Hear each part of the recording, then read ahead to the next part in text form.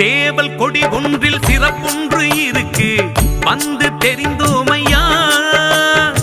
ஆவல்லது நீல திருச்செந்தூர் வந்து அகிலம் மறந்தேனையா.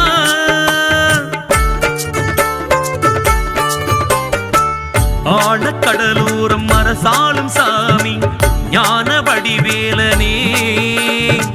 மாயத்திரையை நீ விலக்கி பார்த்தால் ஜென்மம் கடை தேருமே.